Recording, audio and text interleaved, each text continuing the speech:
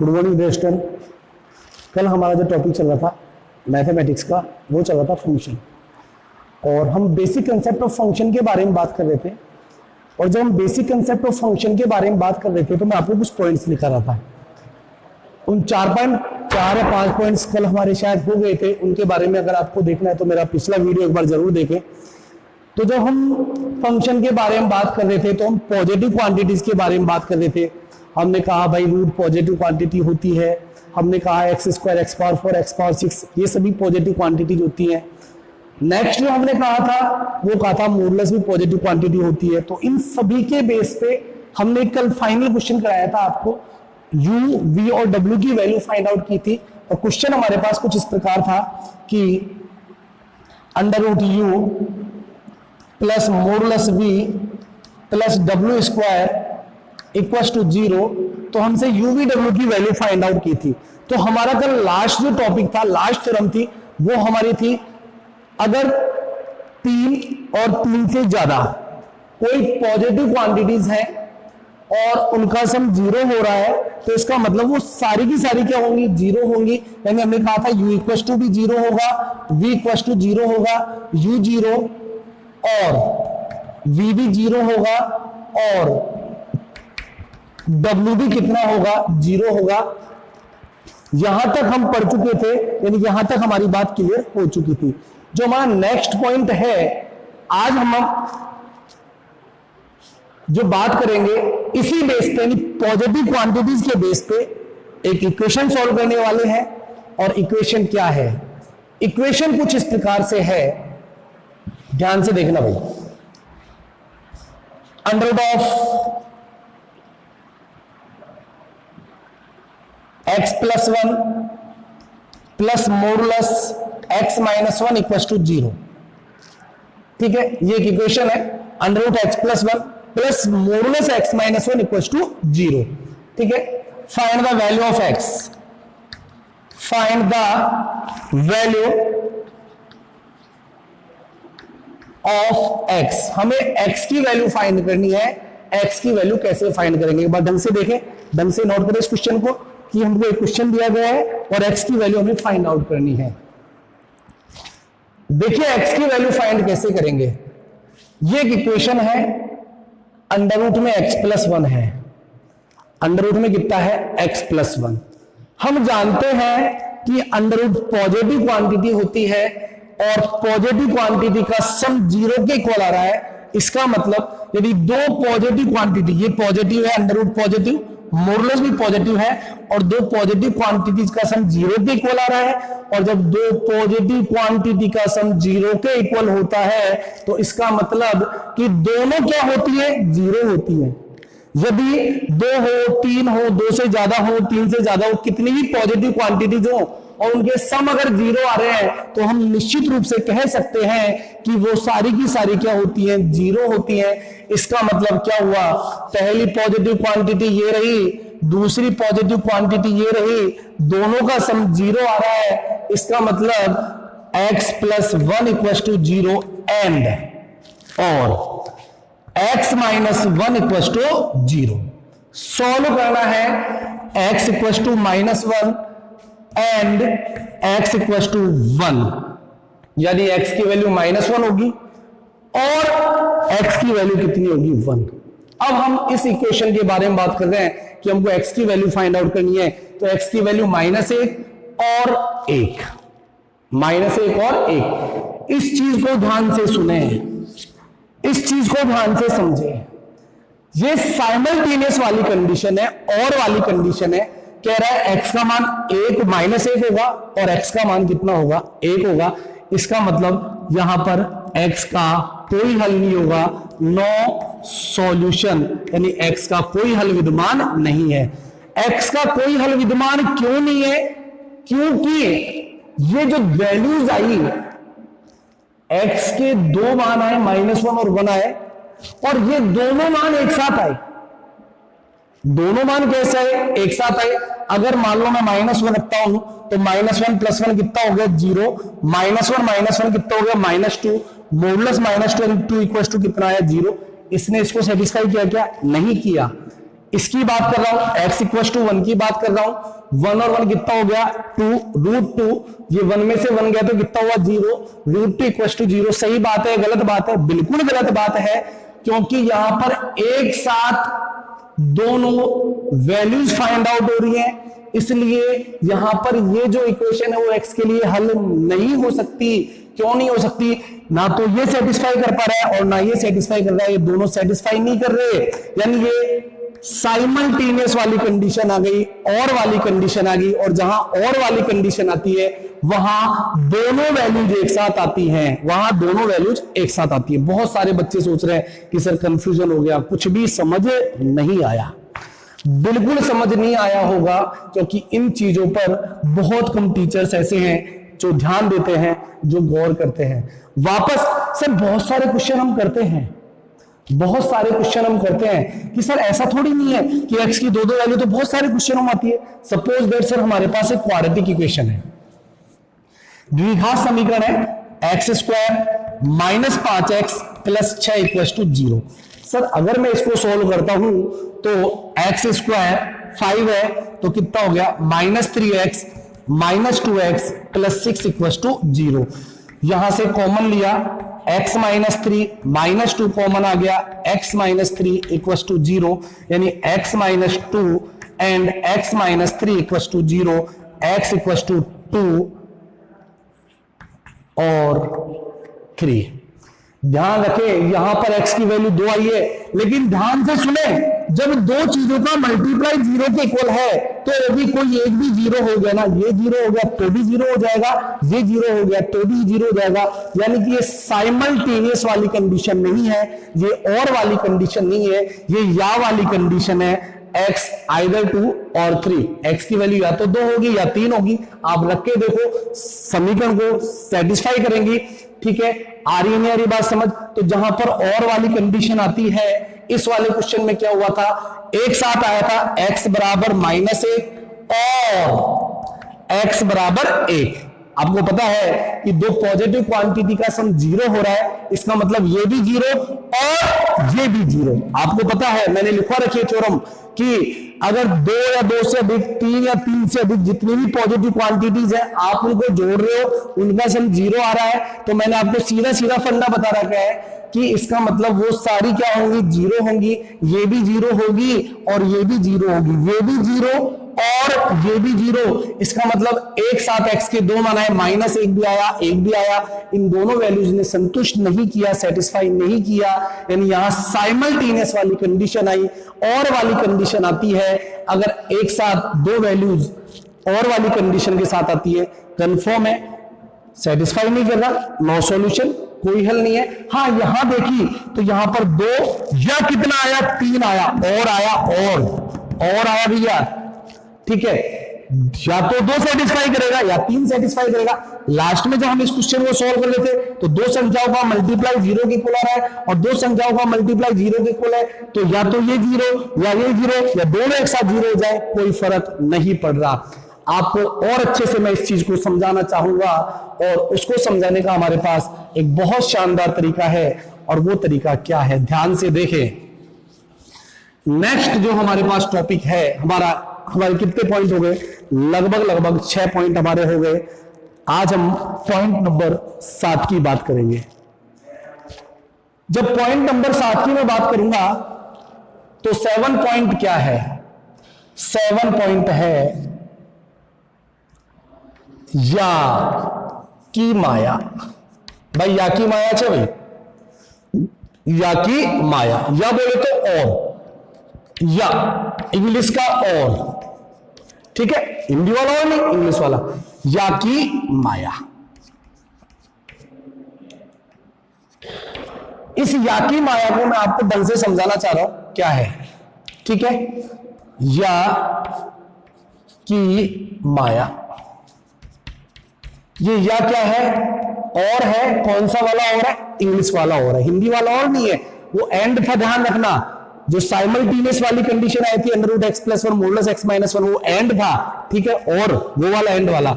अब या की माया क्या है, मैं आपको बहुत अच्छा एग्जाम्पल देके इस बात को समझाना चाहूंगा, ध्यान दीजिएगा। मैं छोटी छोटी बच्चों वाली 2-4 बातें लिख रहा हूं, बेसिक कंसेप्ट है, और आप जब फंक्शन पढ़ाऊंगा तो आप निश्चित रूप से कहोगे कि सर रियल में ये चीज आपने पढ़ाई तो ये हमारे लिए बहुत बेनिफिशियल है। आप एक बताओ मेरे को, चलो हम बात कर रहे हैं, देखो याकी माया के लिए जब मैं बात करूंगा तो मान लो हमारे पास 2-3 छोटी छोटी बातें, स्टेटमेंट की बात कर रहा हूं। पहला स्टेटमेंट 5 ग्रेटर देन 3,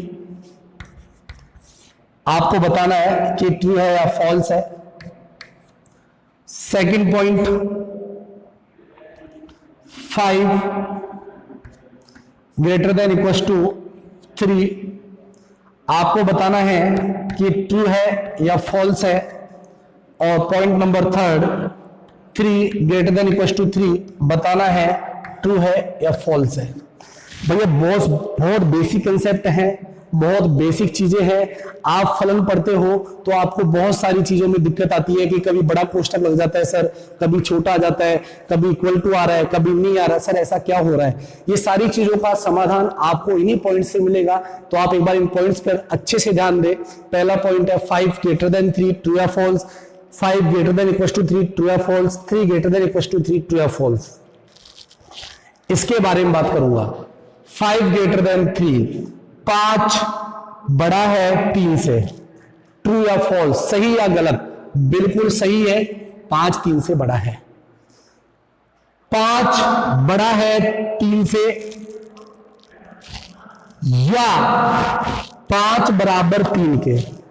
आप ध्यान से सुने, आप इसको कैसे बोलेंगे? 5 ग्रेटर देन और मतलब या इक्वल टू 3, यानी कि 5 3 से बड़ा है या 3 के बराबर है। इस वाले स्टेटमेंट के बारे में बात करूंगा, तो बताइए ट्रू या फॉल्स। मैंने आपसे कह रखा है कि भाई मैं पूछता रहूंगा आप लोगों से, आप बताते रहे, क्योंकि अगर मैं नहीं पूछूंगा तो बाद में आप लोग अवश्य रूप से मेरे से पूछोगे। इसके बारे में बात करें तो ये भी ट्रू होगा। 3 बड़ा है 3 से या 3 बराबर 3 के, ये स्टेटमेंट ट्रू है या फॉल्स है? ये भी ट्रू है। क्यों है? हम पढ़ रहे हैं याकी माया। देखो याकी माया क्या है, जब भी किसी स्टेटमेंट में या किसी इक्वेशन के लास्ट में सॉल्यूशन में या वाली कंडीशन आ जाए और वाली कंडीशन आ जाए, तो उस इक्वेशन में या उस स्टेटमेंट में दोनों कंडीशन में से जो भी एक कंडीशन, या तो दोनों अप्लाई हो जाए या दोनों में से कोई एक भी अप्लाई हो जाए, तो उस स्टेटमेंट को सही माना जाता है। उदाहरण के लिए मैं आपको एक बहुत अच्छा एग्जांपल देना चाहूंगा। आप लोगों के सामने एक बहुत अच्छे स्टेटमेंट में बिल्कुल तरीके वाला एग्जांपल बताऊंगा आप लोगों को, जिससे आपको समझ आएगा याकी माया क्या है, या में कैसे ट्रू कैसे फॉल्स हो रहा है। आप जितने भी लोग ऑनलाइन वीडियो देख रहे हैं, ध्यान से सुनना, एक कथन बोल रहा हूं, एक स्टेटमेंट बोल रहा हूं। आप जितने भी लोग ऑनलाइन वीडियो देख रहे हैं वो राजगढ़ से हैं या बाहर से हैं। मैं जो स्टेटमेंट, मैं जो कथन कह रहा हूं उसमें किसी को कोई डाउट है तो बोल दो, कोई ऑब्जेक्शन करने वाला हो तो मेरे को बताएं कि जितने भी लोग वीडियो देख रहे हैं वो राजगढ़ से हैं या बाहर से हैं। निश्चित रूप से जो राजगढ़ से देख रहा है उसने कह दी बिल्कुल सही बात है सर हम राजगढ़ से। जो बाहर वाला है उसने कह दिया कि सर बिल्कुल सही बात है हम बाहर से हैं। तो जब या वाली कंडीशन आई तो दोनों में से एक बात भी नहीं सकते हुई। जो राजगढ़ वाला है उसके लिए सत्य हो गए भाई मैं राजगढ़ से हूं, जो बाहर वाला है उनके लिए सत्य हो गए भाई हम बाहर से हैं। तो जहां या वाली कंडीशन आती है और या वाली कंडीशन में अगर दो बातें हो रही हैं, दो कोई स्टेटमेंट है, उनमें से एक स्टेटमेंट भी अगर सही आ गया तो इसका मतलब वो पूरी की पूरी कहानी सही है। यानी कि या वाली कंडीशन में क्या होता है, साइमल्टेनियस नहीं है। और वाली कंडीशन में तो ऐसा नहीं होता। या वाली कंडीशन में दो बातों में से एक बात भी यदि सही हो गई तो उसको सही माना जाता है। इसमें तो 5 बड़ा है 3 से, सीधा सीधा पता लग रहा है बिल्कुल सही बात है, 5 3 से बड़ा होता है। यहां देखो 5 बड़ा है 3 से, सही है, या 5 बराबर 3 के, 5 बराबर 3 के, ये तो गलत हो गया ना। 5 3 से बड़ा है या 5 3 के बराबर है, तो एक स्टेटमेंट गलत हो गया, बराबर वाला, लेकिन बड़ा वाला सही है तो इसलिए ट्रू हो जाएगा। यहां पर 3 बराबर 3 के ये सही है, लेकिन 3 बड़ा 3 के ये गलत है, दोनों में से एक स्टेटमेंट आ गया, इसलिए क्या हो गया, दो कंडीशन में से एक कंडीशन फॉलो की बराबर वाली, एक कंडीशन फॉलो की बड़ी वाली, इसलिए ये स्टेटमेंट क्या हो गए, ट्रू हो गए। मेरे को लगता है कि आपको ये सारी चीजें समझ आ गई होंगी और इसमें आपको कोई डाउट नहीं होगा। फिर भी यदि आप डाउट है तो आप मेरे कमेंट्स बॉक्स में कमेंट्स करके आप बता सकते हैं, ठीक है। नेक्स्ट जो कहानी आती है वो क्या आती है, अगली कहानी सुने। या वाली कहानी के बाद हमारे पास जो नेक्स्ट टॉपिक आता है वो आता है इंटरवल।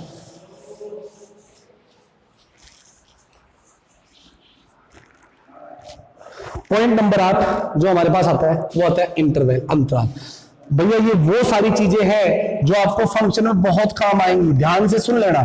अंतराल, इंटरवल, अभी मैं पढ़ाऊंगा, आप सोचोगे सर क्यों पढ़ा रहे हो, अभी मैं पढ़ाऊंगा, थोड़ी देर बाद में बहुत सारे बच्चों ने फंक्शन पढ़ भी रखा होगा, पढ़ रहे होंगे या पढ़ा हुआ होगा बहुत सारे बच्चों का, बहुत सारे चैनल्स पे देखा हुआ होगा, तो आपको भी पता लग जाएगा कि अंतराल क्यों इंपॉर्टेंट है। अभी मैं आपको थोड़ी देर में बताने वाला हूं। आप बहुत सारे फंक्शन, चलो मैं एक बार बता देता हूं, बहुत सारे बच्चे फंक्शन में पढ़ते हैं x बिलोंग्स टू 2 से 3, बड़े कोष्टक में x बिलोंग्स टू 2 से 3 आता है फंक्शन में। भाई ये डोमेन और वैल्यू निकालते हैं तो ऐसे निकलते बहुत सारे सॉल्यूशन आते हैं, ऐसे आते ना, तो बच्चों की यहां पर बत्ती गुल हो जाती है भाई। अक्सर पता नहीं कब बड़ा आ रहा है, कब छोटा आ रहा है, कब क्या हो रहा है, मन में आ रहा है जो लगा रहा है। ये सारी चीजें अगर हम फंक्शन पढ़ाने से पहले क्लियर कर देंगे तो मैं निश्चित रूप से कह रहा हूं कि आपको कोई डाउट नहीं आएगा। और मैं आपसे फिर कह रहा हूं कि फंक्शन जिसका क्लियर है उसकी 12th की 25% मैथमेटिक्स क्लियर है। क्यों क्लियर है, उसका रीजन ये है कि देखो ये फंक्शन कभी इनवर्स ट्रिग्नोमेट्री में आएगा, कभी कंटिन्यूटी डिफरेंशियलिटी में काम में आ जाएगा, कभी आप सम और विषम फलनों के समाकलन पढ़ोगे वहां पे काम आ जाएगा, तो ये कहीं भी घुस जाता है, हर चैप्टर में, हर एक्सरसाइज में कहीं भी घुस जाता है, इसलिए बहुत इंपॉर्टेंट टॉपिक है। तो हम इंटरवल की बात कर रहे हैं। पॉइंट नंबर 8 हमारा है इंटरवल, बोले तो अंतराल। अंतराल की यदि हम बात करें तो हमारे पास 2 प्रकार के अंतराल होते हैं, टोटल 2 प्रकार के अंतराल होंगे। सबसे पहला जो अंतराल होगा वो होगा खुला अंतराल। ध्यान से देखना, मेरा लिखने का तरीका ही एक्सप्लेन कर देगा, आपको ज्यादा पढ़ने की या ज्यादा रटने की जरूरत नहीं है। मैं जैसे ही लिख रहा हूं उसी से आपको पता लग जाएगा खुला अंतराल क्या होता है। ए जो होता है हमारे पास वो होता है खुला अंतराल, खुला अंतराल। अब इसको लिखने का तरीका open interval, OPEN, open INTERVAL, open interval. इस पे गौर फरमाइए, मैंने ओ कैसे लिखा है। ऐसे अगर मान लो इसको मैं थोड़ा सा मिला दूंगा तो ये ओ बन जाएगा हमारा, ठीक है। मैंने ओ लिखने का थोड़ा तरीका चेंज किया, ओपन इंटरवल, खुला अंतराल। यानी कि ये तो इसका सिंबल हो गया, इसका सिंबल ये हो गया। अब इसमें होता क्या है, अगर मान लो कोई भी आप फंक्शन सॉल्व कर रहे हो और फंक्शन सॉल्व करने के बाद लास्ट वाली कोई कंडीशन ऐसे आई कि x जो है वो लाई कर रहा है a से और किसमें बताओ b में, ऐसी वाली जहां कंडीशन आ रही है या ऐसी वाली इनइक्वालिटी बन रही है वहां ओपन इंटरवल काम में लेंगे। इसको नंबर लाइन पर कैसे नोट करेंगे, ये नंबर लाइन है, ये आपका हो गया a और ये आपका हो गया B। ध्यान से सुने, महत्वपूर्ण चीज क्या है, इस ओपन इंटरवल की बात कर रहा हूं तो इसमें ना तो ये A इंक्लूड होगा और ना ही ये B इंक्लूड होगा, दोनों पर होलो सर्किल आता है। इसको ऐसे नंबर लाइन से नोट करते हैं। अगर आप इसको इंटरवल में लिख रहे हो तो x बिलोंग्स टू, संबंध रख रहा है A और किसके बीच में, B के बीच में। ओपन का अगर आ रहा है हमारे पास, ऐसी वाली कंडीशन आ रही है तो ओपन इंटरवल लगता है। ध्यान से देखे, ऐसी वाली कंडीशन आ रही है तो ओपन इंटरवल लगता है। लिखने का तरीका होता है वो ये होता है, नंबर लाइन पर ए और बी के बीच की जितनी भी वैल्यू होंगी वो सारी ओपन इंटरवल में इंक्लूड होंगी। जो हमारे पास नेक्स्ट होता है बी, वो होता है संवृत अंतराल या बंद अंतराल, बंद अंतराल, ठीक है। लिखने का तरीका देखना, मैं बंद को कैसे लिखाऊं, close interval, CLOSE, close interval. भैया क्लोज ऐसे लिखा है, सी बनाने का थोड़ा तरीका चेंज हो गया और एक क्लोज इंटरवल हो गया, हमारा बंद अंतराल हो गया। अब इसका मतलब क्या है, आएगा कैसे, किस फॉर्म में मिलेगा आपको, किसी भी इनइक्वालिटी में इस टाइप में मिल सकता है। नंबर लाइन पर कैसे नोट करते हो, ये ए हो गया और ये आपका बी हो गया, ठीक है। ध्यान से सुने, बंद अंतराल, समवर्त अंतराल या क्लोज इंटरवल, इस पे डार्क आता है, इस पे भी डार्क आता है। इसमें ए और बी के बीच में थे, यहां डार्क था, यहां डार्क था, ए और बी इंक्लूड नहीं थे, यहां ए भी इंक्लूड होगा और बी भी इंक्लूड होगा और बाकी सारे बीच वाले मान भी इंक्लूड होंगे, यानी ए से बी तक, ए और बी के बाद ए से बी तक, ठीक है। कैसे लिखेंगे इसको इंटरवल में, x बिलोंग्स टू, इसका सॉल्यूशन जो होगा, हल होगा, वो होगा ए और बी के, ए भी इंक्लूड है, बी भी इंक्लूड है और इनके बीच में आने वाले सारे जितने भी नंबर्स हैं वो इंक्लूड है। ये क्लोज इंटरवल है, ये बंद अंतराल है।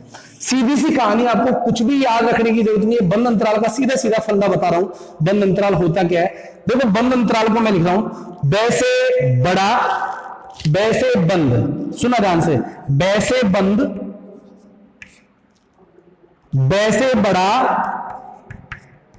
बै से बराबर, पूरी कहानी हो गई बंद अंतराल की। बै से बंद, बै से बड़ा, बै से बराबर और बै से डार्क बॉल आएगी भैया, बै से बॉल यानी ये डार्क होती है भैया, ठीक है। बंद अंतराल में बड़ा कोष्टक आता है, इनमें बराबर के चिन्ह आते हैं, आ रही है बात समझ, और बड़ा कोष्टक आता है, बराबर का चिन्ह आता है, बड़ा कोष्टक आता है, बराबर का चिन्ह आता है, बॉल डार्क आती है। ये बंद अंतराल कहानी है, बंद बड़ा बराबर बॉल, ठीक है। अगर आपको इंक्लूड करना है तो बॉल ले लो और इंक्लूड नहीं करना तो बॉल को बाहर निकाल दो, सीधी सी कहानी है, ठीक है। बॉल को डार्क कर दो। ये हो गए हमारे पास अंतराल के बारे में, ठीक है, खुला अंतराल और बंद अंतराल। आप स्क्रीनशॉट लेते जाएं, आप नोट करते जाएं, जैसे भी कर जाएं करते जाएं, ठीक है। बहुत इंपॉर्टेंट टॉपिक है, बहुत महत्वपूर्ण चीजें हैं, इनके बारे में आप ध्यान से देखें, बहुत काम की चीजें हैं। क्यों, अब आपको पता लगा होगा कि देखो अंतराल क्यों काम है, पता है। जब आप फंक्शन पढ़ते हो, डोमेन और रेंज निकालते हो, बहुत सारी चीजें निकालते हो, तो आप ये वाले कोष्टक लगाते हो, ठीक है। अंतराल के बाद हमारे पास जो नेक्स्ट टॉपिक आता है, भैया फंक्शन पे तो अभी मैं पहुंचा ही नहीं, फंक्शन पे पहुंचने में अभी हमको और 2 क्लास लग जाएंगी, क्योंकि बहुत सारी बेसिक चीजें ऐसी हैं जो फंक्शन पढ़ाने से पहले आपको आना बहुत जरूरी है। हम डायरेक्ट फंक्शन नहीं पढ़ा सकते, ठीक है। नेक्स्ट जो हमारी कहानी है, नेक्स्ट जो हमारा टॉपिक है वो क्या है, ध्यान से सुने, वो है असमीका, असमीकाएं, इनइक्वालिटीज।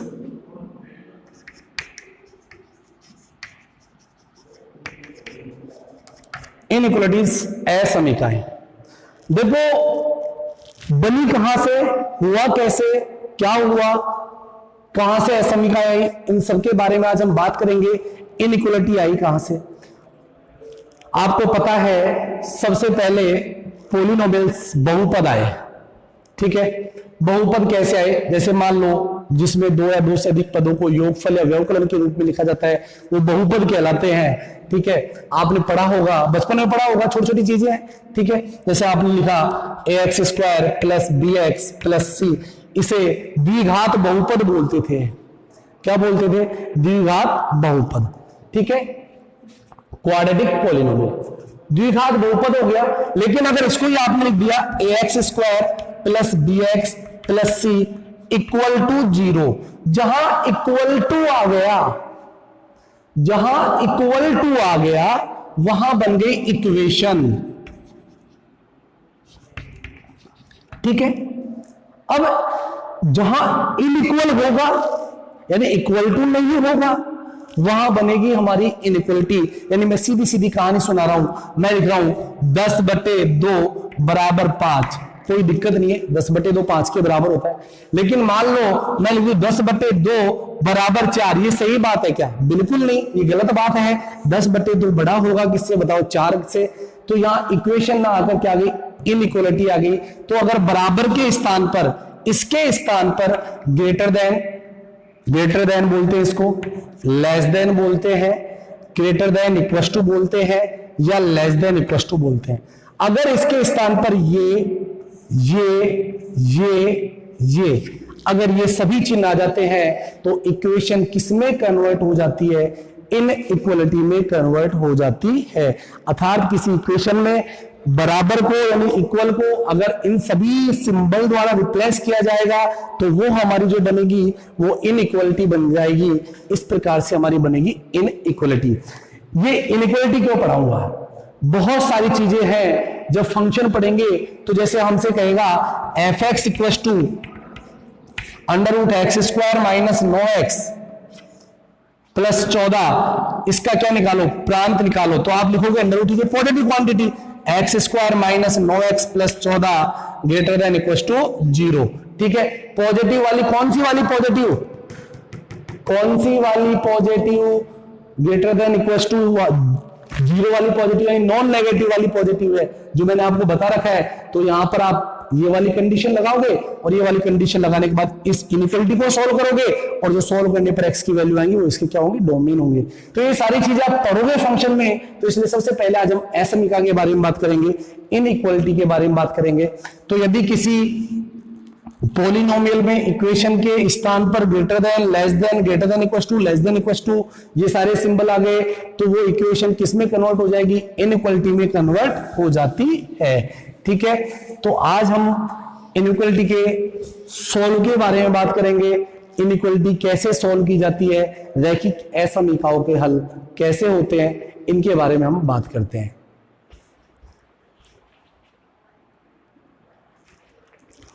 देखिए बच्चों, इनइक्वालिटी सॉल्व करने के हमारे पास दो मेथड होंगे।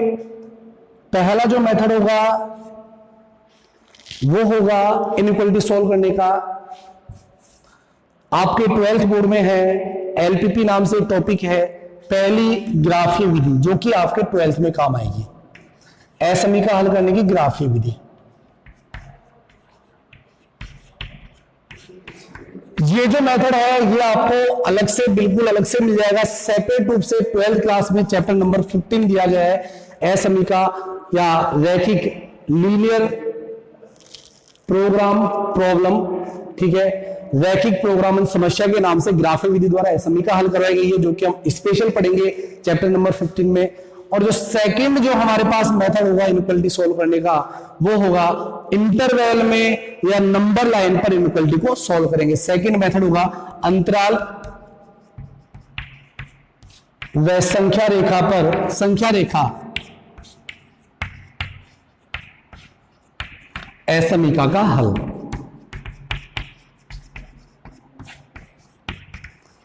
देखिए ये हमारा 15 चैप्टर बन जाएगा। मैं आपसे कह रहा हूं ये बेसिक कंसेप्ट है, पूरी मैथमेटिक्स में काम आएंगे। ये हमारा 15 चैप्टर बन जाएगा और ये वाली जो चीज है, ये कहानी है, ये हमारी फंक्शन में काम आ जाएगी। तो ग्राफीय विधि या अंतराल व संख्या रेखा पर असमीकाओं के हल, ये सारी हम बात करते हैं नेक्स्ट क्लास में। सबसे पहले हम आपको अंतराल या संख्या रेखाओं पर असमीका की हल पढ़ाएंगे, उसके बाद ग्राफीय विधि पढ़ाएंगे। ये हम नहीं पढ़ाएंगे, ये जब हम 15 चैप्टर पढ़ाएंगे तब जाके कंप्लीट हो जाएगा, तो हम सेकंड मेथड यहाँ पर पढ़ाएंगे और वो हम नेक्स्ट क्लास में पढ़ाएंगे। यदि आपको वीडियो पसंद आए तो आप लाइक, शेयर, सब्सक्राइब करना नहीं भूले, साथ में बेल आइकन का बटन जरूर प्रेस करें ताकि हमारे अगले नोटिफिकेशन आपको जल्दी से जल्दी मिलते रहे। धन्यवाद।